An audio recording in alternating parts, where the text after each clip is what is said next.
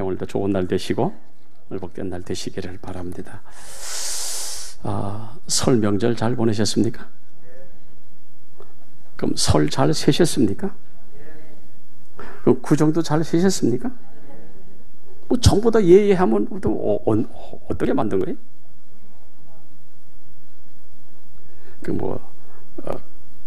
설 명절 잘 보내라, 또는 설 잘 세라, 또는 구정 잘 보내라, 이런 이야기들이 많이 있고, 이 프랭카드를 이렇게 보면, 지나가다 보면 즐거운 설 명절 잘 보내세요 이래 가지고 이렇게 프랭카드 있잖아요, 그죠? 자, 그럼 한번 물을게요. 설 명절 잘 보내십시오, 설 잘 세십시오, 구정 잘 보내십시오. 어떻게 맞는 겁니까? 다 맞는 겁니까? 다 맞는 겁니까? 정말입니까?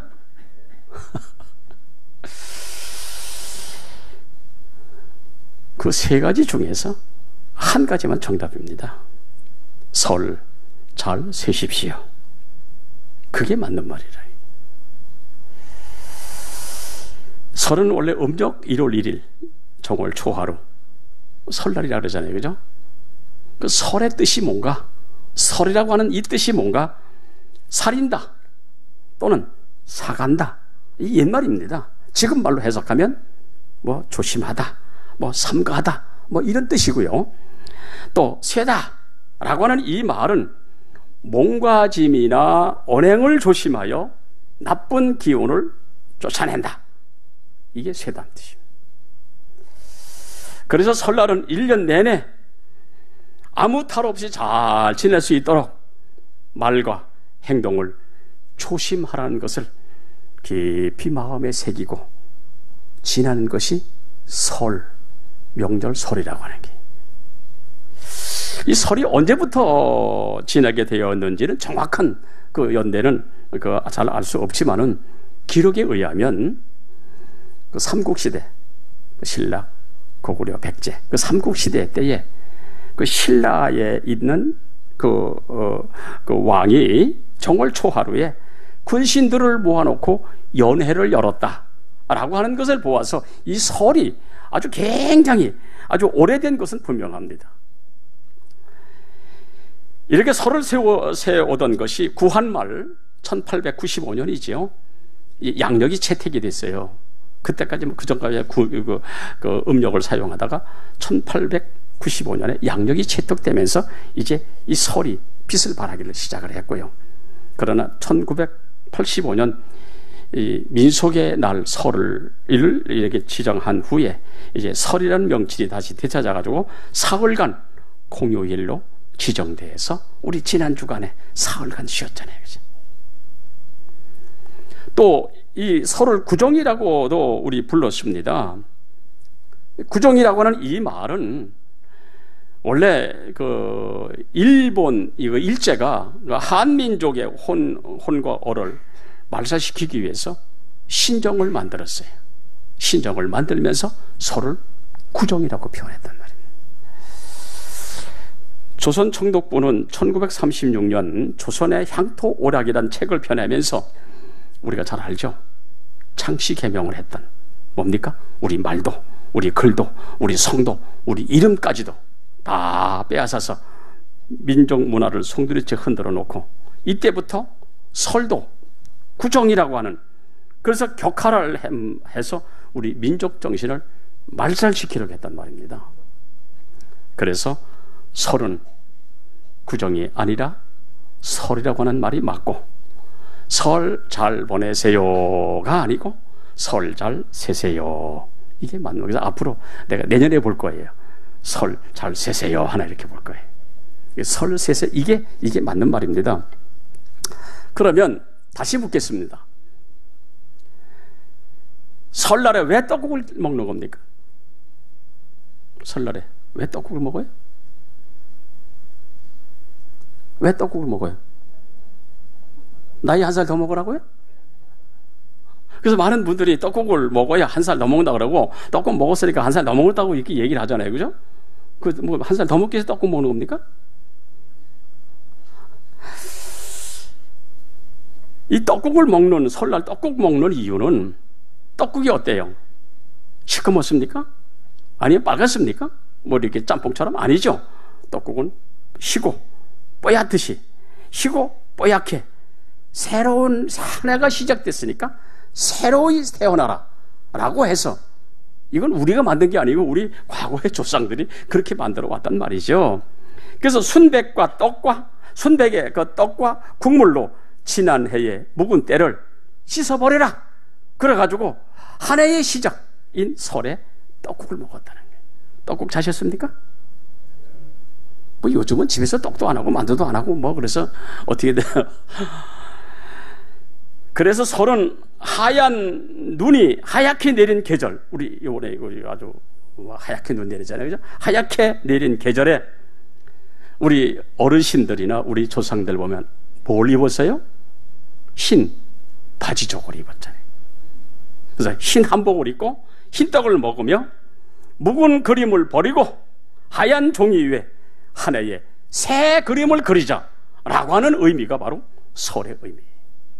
그래서 그날 떡국 먹는 거예요. 떡국 자신 분들은, 저도 떡국 먹었습니다. 우리 지난 묵은 것 다 떨쳐버리고. 왜 제가 서두에 이런 말씀을 드리냐 하면, 우리도 우리 지난 주간에 설을 세셨으니 지난 묵은 때는 다 던져버리고, 지난 우리의 불신앙의 모든 것도 다 씻어버리고, 이제 한 해 시작을 신앙의 종이 이외에 믿음의 그림을 새롭게 그려나간다면 우리 금년에 잘되고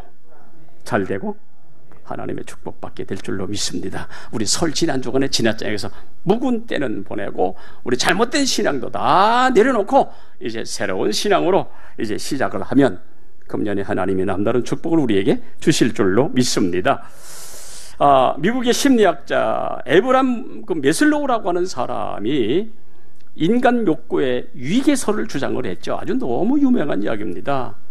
인간이 태어나면서 가지고 있는 위계설이 뭐냐? 첫 번째로 생리적 욕구, 가장 기본적인 동물적인 욕구죠. 먹어야 되고 마셔야 되고 잠자야 되고, 이게 제일 기본적인 욕구, 생리적인 욕구.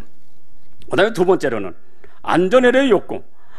모든 사람들은 안전하게 평안하게 살고 싶은 욕구가 있단 말이죠. 그렇잖아요. 그 다음에 세 번째로는 소속의 욕구. 내가 어느 나라 국민이냐, 대한민국 소속, 그 다음에 또 어느 교회의 소속이냐, 또 내가 어느 가정의 소속이냐. 그래서 소속이 되고자 하는 욕구. 그 다음에 네 번째, 존중에 대한 욕구. 존귀하게 되고 싶고 존중받고 싶어하는 것이 모든 사람들의 욕구가 아니겠습니까? 다섯 번째로 마지막으로 자기 실현에 대한 욕구. 모든 사람 너나 할 것 없이 다 성공하기를 바라잖아. 이게 성공의 욕구입니다. 그리고 잘 살고 싶어하는 거, 이거 모든 사람의 욕구 아니겠어요? 그래서 마지막으로는 자기 실현에 대한 욕구. 그러나 이 모든 욕구는 내가 살아 있을 때 필요한 우리 모두의 욕구입니다.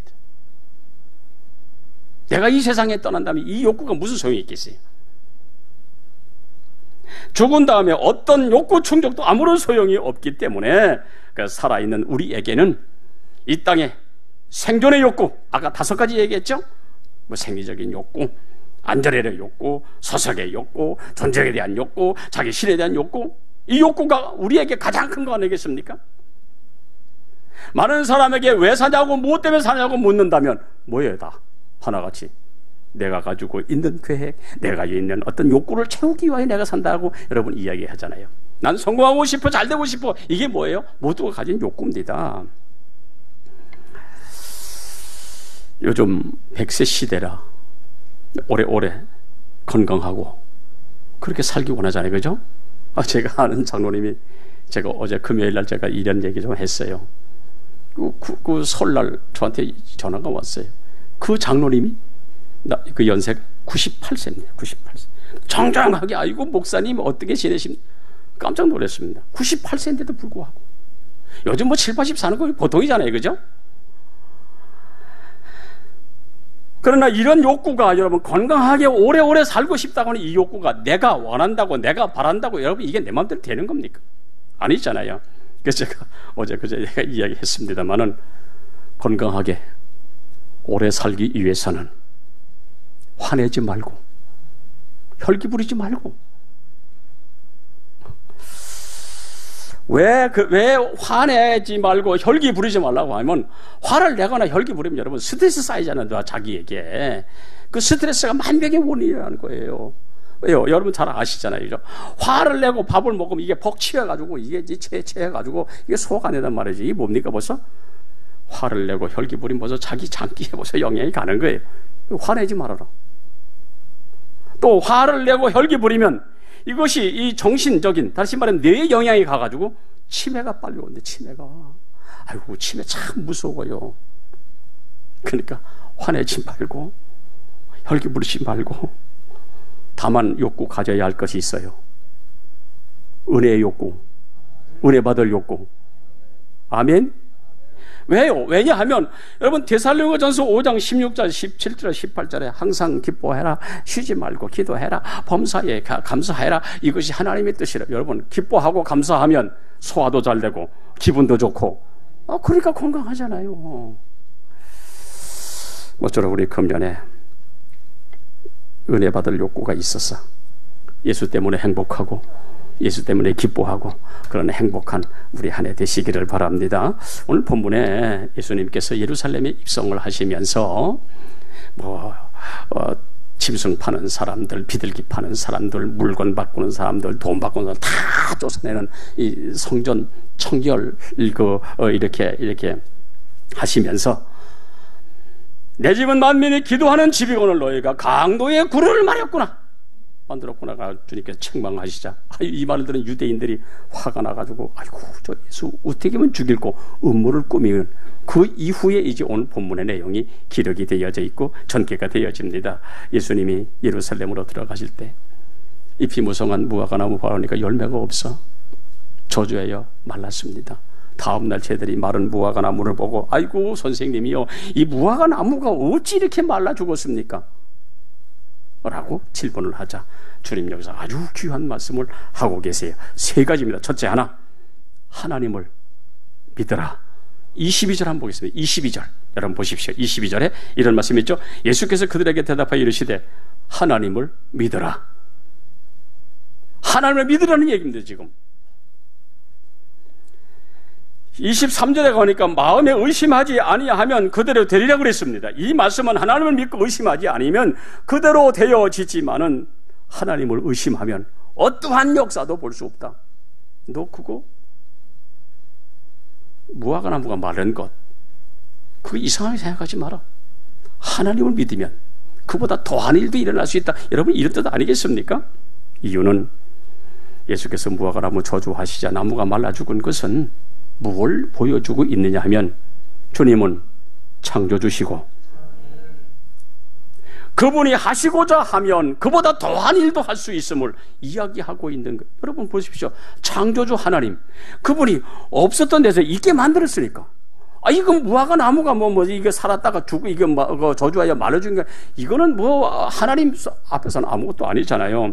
여러분 성경을 보면 바다를 잔잔케 하신 일이나, 죽은 자를 살리신 일이나, 병자를 고치신 일이나, 귀신을 쫓아내신 일이나, 38년 된 병자를 고치신 일이나, 아니면 요단강을 가르고 홍해를 가르고 여리고성을 무너뜨린 일들, 여러분 이 무화과나무 하나 마르게 하신 것보다 다 하늘이잖아요. 이게 누가 하셨습니까? 하나님이 하셨습니다. 그러므로 하나님은 모든 것을 다 하실 수가 있는 분인 줄로 믿으시기를 바랍니다. 그러므로 하나님을 믿되 하나님을 의심하지 말아라.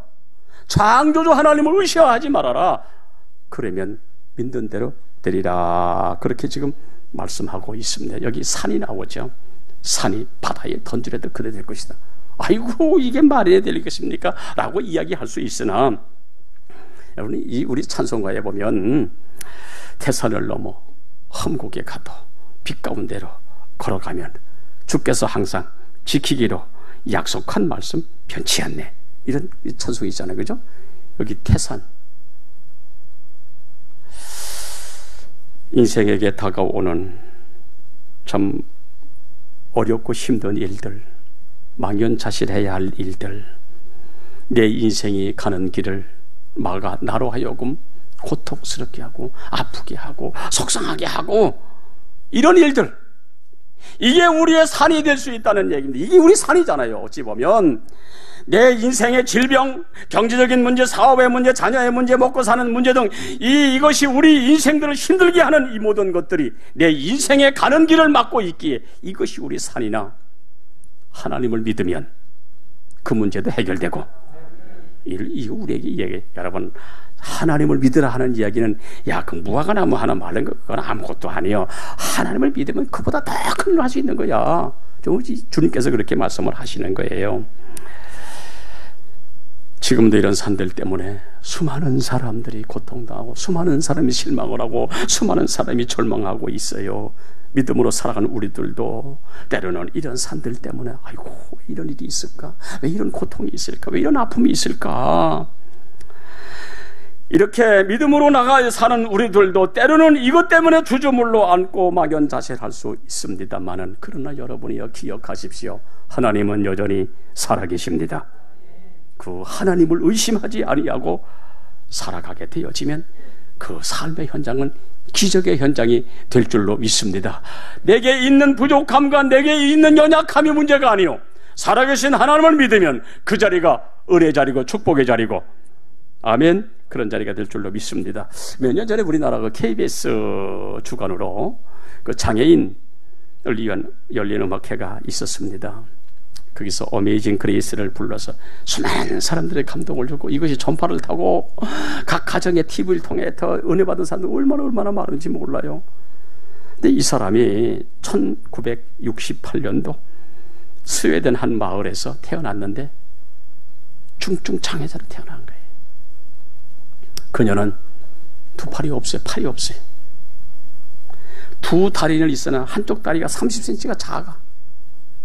근데 무슨 걸어가도 한쪽 다리로 걸어가야 돼.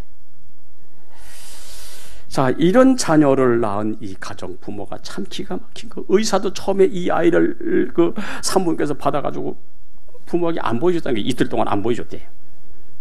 하도 기가 막혀가지고. 그 부모가 보여달라고 해서 보여줬더니 이제 그런 상태에 놓여져 있어요. 그래서 장애 그 시설에 보내야 된다라고 하지만 부모는 헌신적으로 이 아이를 길렀어요. 그래서 이 아이를 데리고 수영도 하고 배우게 하고 갑절의 노력을 이렇게 했는데 18살 되던 해 1986년 장애자 세계 선수권 대회에서 금메달을 목에 걸었어요. 이 소녀가 1988년 우리나라에서 했던 서울 장애자 올림픽에서도 금메달을 목에 거는 영광을 거뒀어요. 그녀는 오른발로 피아노 공부를 했고 스웨덴 스톡홀름 왕립음악교를 나와가지고 지금은 복음성 가수로 세계 여러 나라를 다니면서 복음 전파를 하고 있어요. 참 대단하죠? 그녀가 쓴 수기 보면 발로 쓴 내 인생의 악보, 이것이 베스트셀러가 돼가 전 세계에 그거를 읽는 사람이 모두가 감동을 받았어요. 그녀는 세상을 향하여 이런 메시지를 전하고 있습니다. 하나님은 우리들을 특별한 목적과 남다른 이유에 따라서 창조하셨습니다. 어떤 사람은 건강하게 창조했지만은 나같이 작게 장애자로 창조한 것도 역시 하나님이 창조하신 겁니다. 너는 두 팔이 없지만 우리 모두는 동등한 가치를 지는 소중한 존재입니다.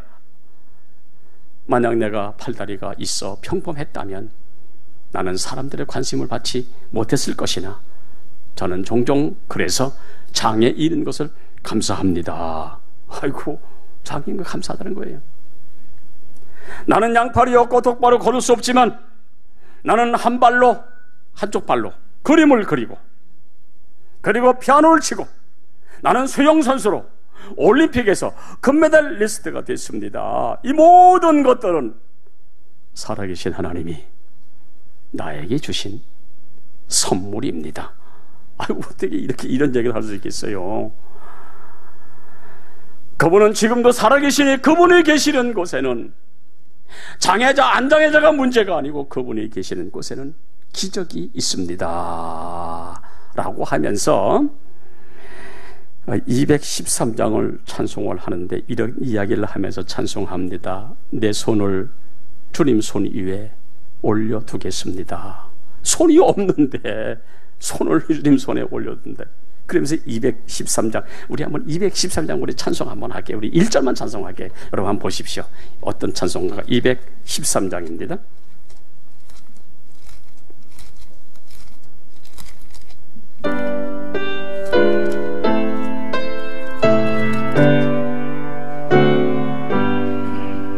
나의 생명 주여 받아주소서. 세상 살아갈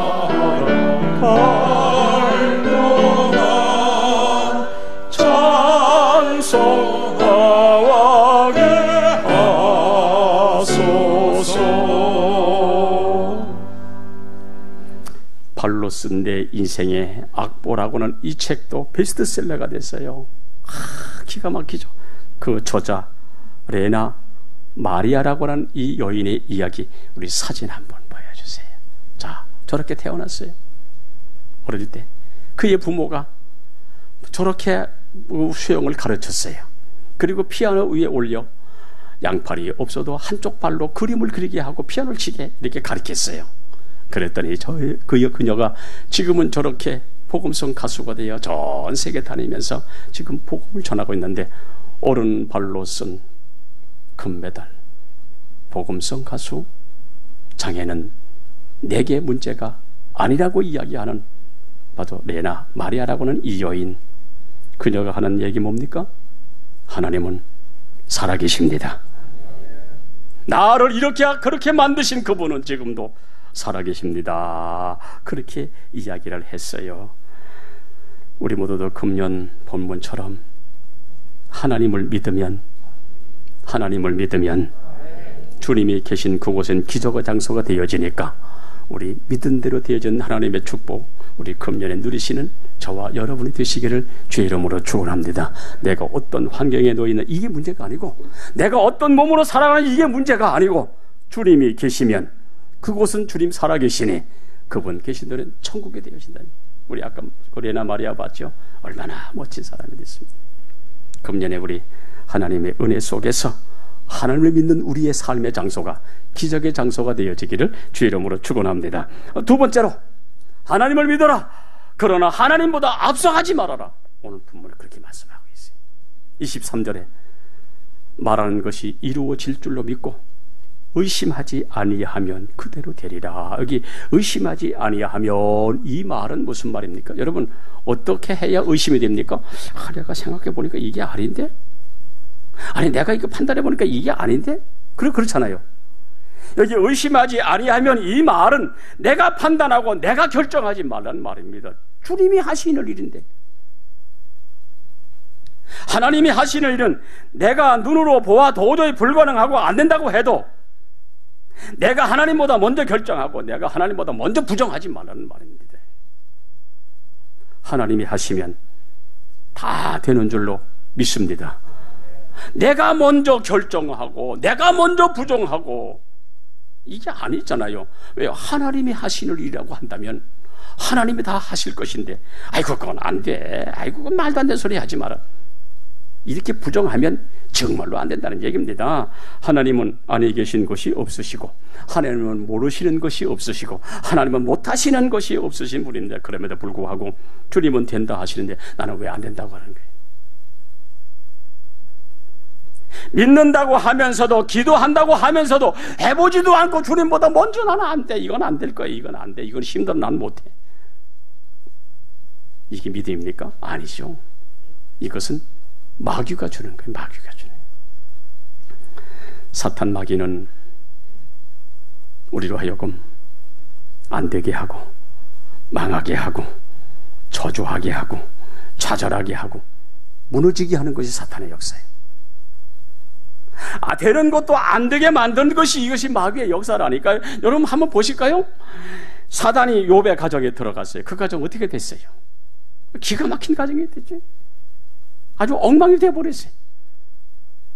여러분, 사단이 사람에게 들어가니 여러분 성경에 보니까 이 귀신 들린 아이가 막 무덤에도 들어가고 넘어지고 난리가 났어요. 이 귀신이 하는 일이 왜 나 망하게 하는 일이니까, 잘되게 하는 일이 아니잖아요. 또 사탄이 가룟 유다에게 들어가니 여러분, 이 가룟 유다가 어떻게 됐어요? 자기 스승을 팔아먹는 이 못된 사람이 됐잖아요. 잘 됐습니까? 그 인생이 아니잖아요. 망했습니다. 이게 사탄이 하는 일이란 말이죠. 그러므로 하나님을 의심케 하는 사탄 마귀는 믿음으로 막고 믿음으로 물리쳐야 될 줄로 믿습니다. 사단이 우리 교회에 들어오는 것을 예수 이름으로 막아야 하고, 사단이 우리 가정에 들어오는 것을 예수 이름으로 막아야 하고, 사탄 마귀 이 병마가 우리에게 들어오는 것도 예수 이름으로 물리쳐야 이것이 신앙인 줄로 믿습니다. 그래야 교회가 살고 가정이 살고 자녀가 살고 내가 사는 거예요. 그렇지 않으면 우리 여러분 사탄 마귀 들어오면 얼마나 가정이 어렵지. 믿음이 뭔지 아십니까? 믿음이란 하나님이 현존에 계시는 것을 믿는 것이 믿음입니다. 그러면 이제는 하나님을 아는 믿음에서 이제 하나님을 믿는 믿음으로 이제 우리 바뀌어져야 돼. 우리 하나님 너무 잘 알잖아요. 뭐 배워가지고 들어가지고. 그러나 이 아는 믿음이 아니라 이제 믿는 믿음이 되어야 된다는 이야기예요. 그래서 저주받아 말라버린 무화과 나무를 바라보는 쟤들 향해서 예수님, 그걸 이상하게 여기지 말아라. 하나님을 믿으면 믿는 대로 되어질 것이니까. 그래서 여러분 여기서 오늘 본문에서 아주 주님이 귀중한 말씀을 하시는데 믿음의 본질이 무엇인지를 말씀하고 있어요. 여러분, 믿음의 본질이 뭐예요?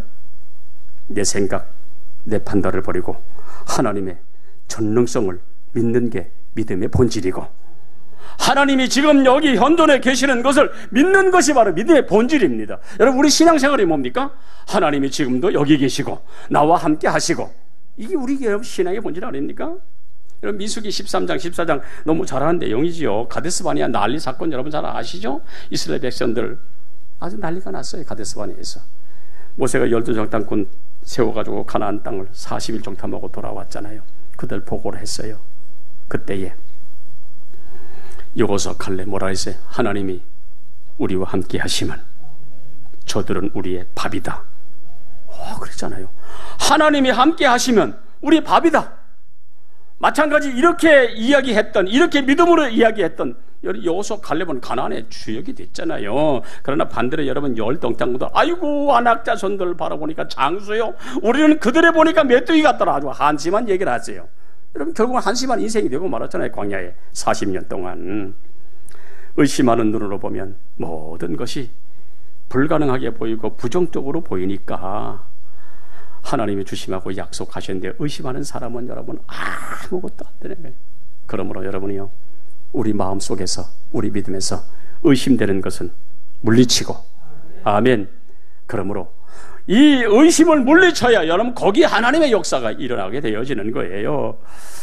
제가 이 얘기 하나 더 하겠습니다. 미국에서 음식점을 경영하면서 우리 한인들을 향수를 달래줬던 한 장로님의 이야기, 참 아주 대단하신 분이더라고요. 원래 이분은 고향이 경기도 여주입니다. 여주. 경기도 여주에서 시골에서 이제 거기서 태어나서 시골에서 학교를 다녔어요. 그의 어머니가 그래서 좀 공부할 머리가 좀 있는 것 같아서 야, 너 서울로 가서 좀 공부해라. 서울로 보냈어요. 근데 이 아이가 서울에 올라가가지고 이렇게 생활하다가 아이고 가난한 한국보다 미국에서 사는 것이 더 낫겠다 생각하고 1976년 160달러 달랑 160달러를 손에 쥐고 미국 비행기를 탄 거예요. 그러나 여러분 현실은 어떠세요? 막막하잖아요. 미국에 딱 도착해 보니까 아는 사람도 없어, 불러주는 사람도 없어, 갈 곳도 없어. 그래서 어느 목사님의 도움을 받아가지고 지금도 그래, 지금도 우리 하는 목사님들은 이렇게 연락을 받고 공항에 나와 픽업을 해가요. 한국에서 오는 사람들, 이민 온 사람들. 역시 마찬가지로 그 한인 목사님을 만나가지고 그 목사님의 소개로 이제 그 음식점에서 뭡니까 이거 저기서 그 접시 닦기 그거라도 해야 먹고 사니까. 그래서 그 한인 그 식당에 접시 닦기로 들어가서 거기서 얼마나 고생을 많이 했겠어요. 말도 제대로 통하지도 않고. 이제 거기서 접시 닦기를 하면서 이제 그 요리를 배우고 싶어서 이제 음식점이니까 주방장한테 요리 좀 가르쳐 달라고 하니까 주방장이 또 그것도 안 가르쳐 주는 거예요. 그래서 이 사람이 몰래 깨진 유리를 그 식기세척에 딱 붙여놓고 어깨너머로 유리를 통해서 요리하는 걸 배운 거예요. 그래서 이 사람이 주방장이 됐어요. 그리고 결혼도 했어요. 영주권도 받았어요.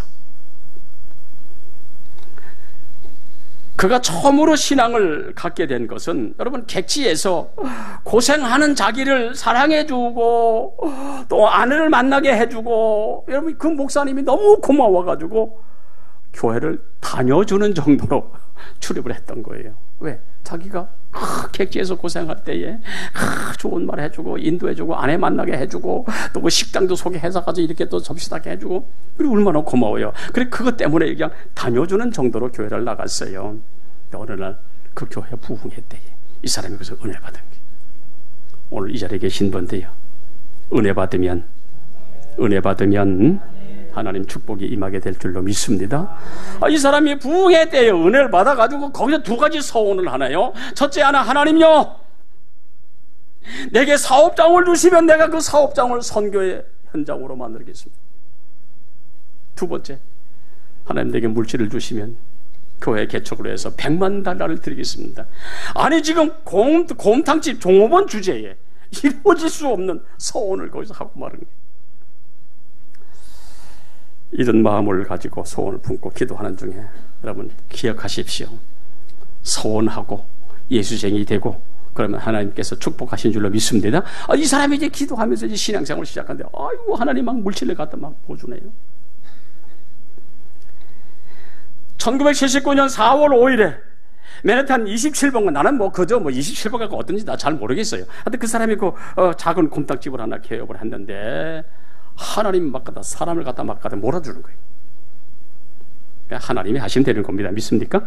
막 사람을 갖다 붙여주고 곰탕집이 소문이 나게 되어지니까 얼마나 잘 되는지. 근데 이 사람이 너무 잘 돼가지고 뉴욕에 가장 빈번 번호 한 32번가, 난 그것도 어디지 잘 모르겠어, 한 32번가 그 6층 건물을 구입해가지고 뉴욕 곰탕 하우스를 오픈했더니 사람이 막 구름대같이 막 모여요. 나는 우리 성도들이 다 그랬으면 좋겠어요.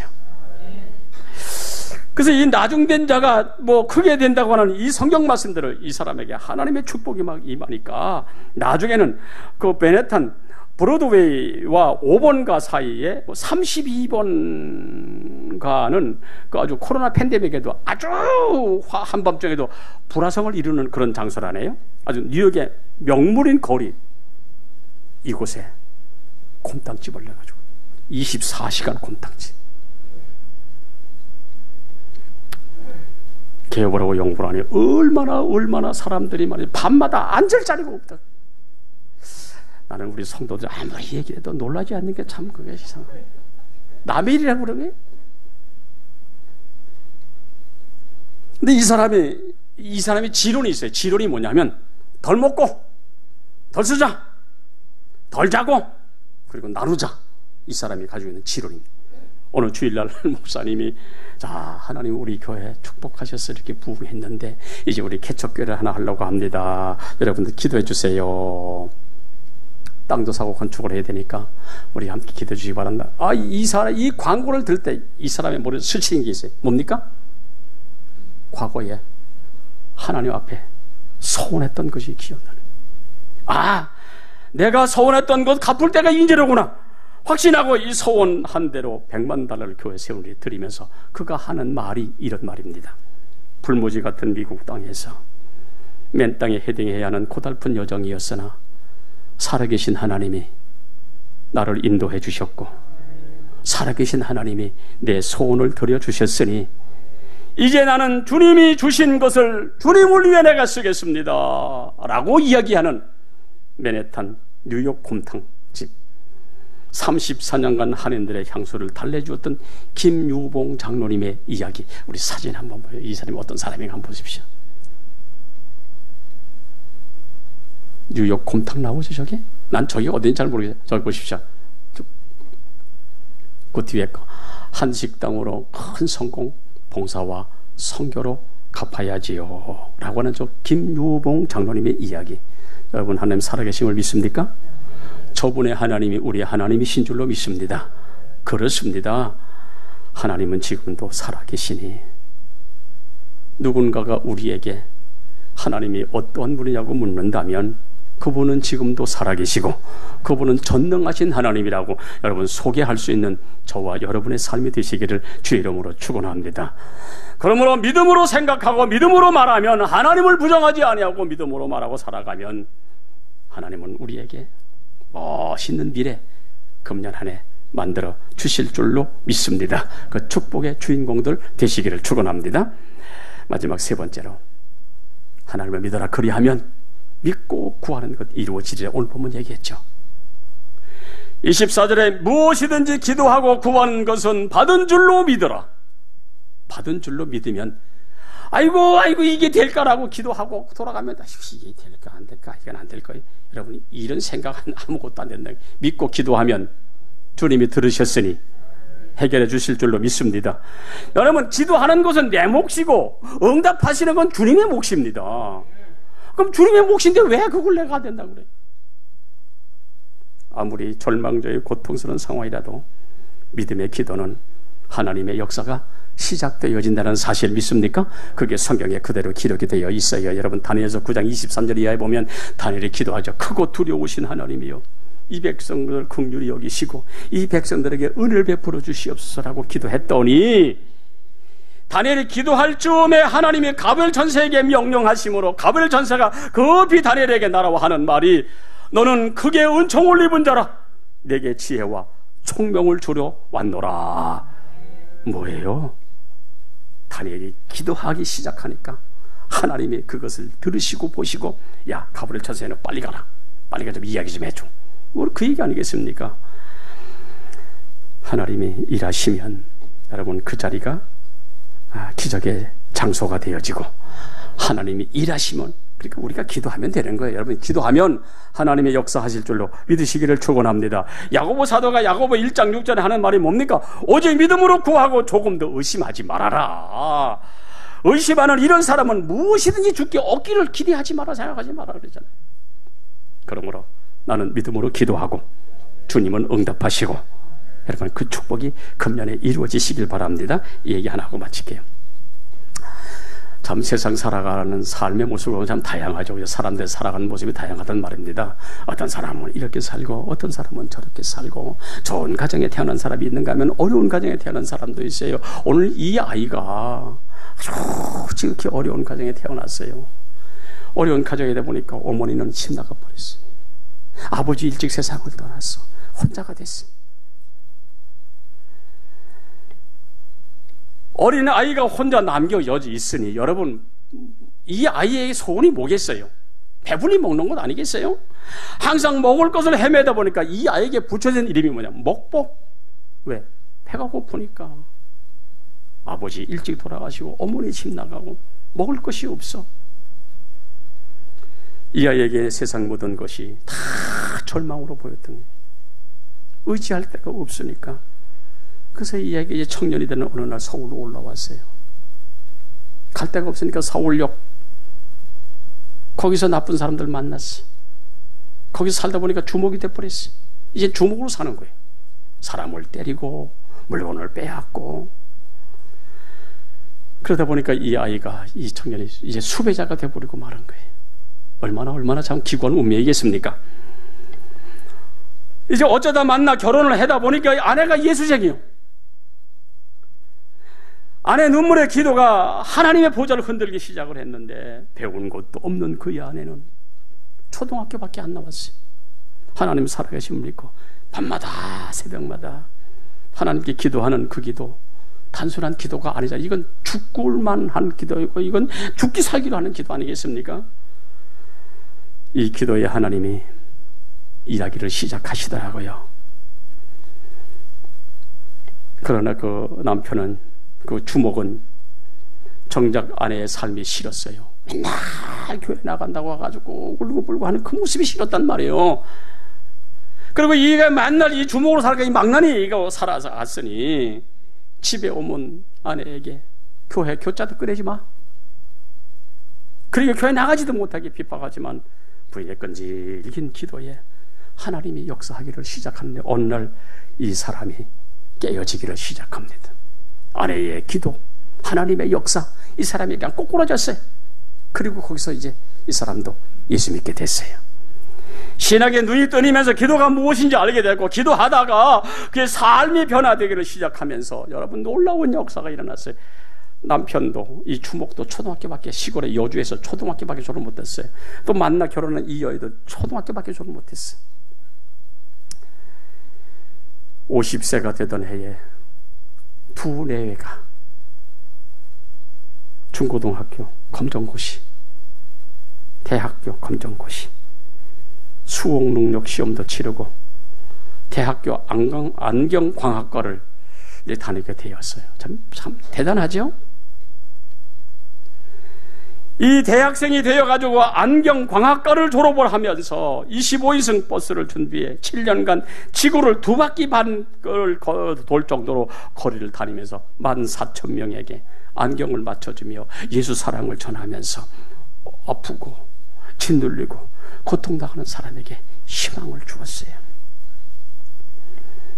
그런 기도를 통해서 살아계신 하나님을 만났던 사람, 그 음성을 들었던 사람, 그런 영적인 눈이 뜨이면서 이젠 복음을 전하면서 이런 고백을 하는 거예요. 내가 예수 믿고 가장 큰 변화는 살아계신 하나님이 나와 동행하는 것을 믿는 것이고, 아멘.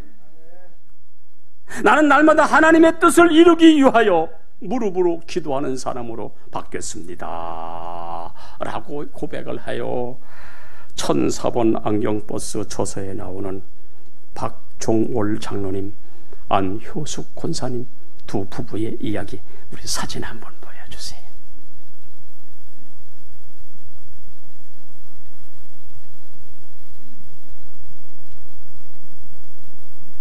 주목이 예수 믿고 예수쟁이가 돼가지고 이젠 안경과를 졸업받고 수많은 사람들에게 지금 저렇겠어요. 하나님 살아계심을 믿습니까? 의심하지 마시기 바랍니다. 내 생각, 내 판단으로 여러분 앞서지 마시기 바랍니다. 주님께 드리는 믿음의 기도 의심하지 마십시오. 하나님은 분명히 들으시고 응답하신 하나님, 그 하나님은 능치 못함이 없는 줄로 우리 믿습니다. 우리 금년에 우리 저분 장로님 권사님처럼 우리도 그렇게 기도하고 은혜 받고 은총 받고 잘 되고 평안하고 행복하고 우리 모두 되시기를 축원합니다. 기도하겠습니다.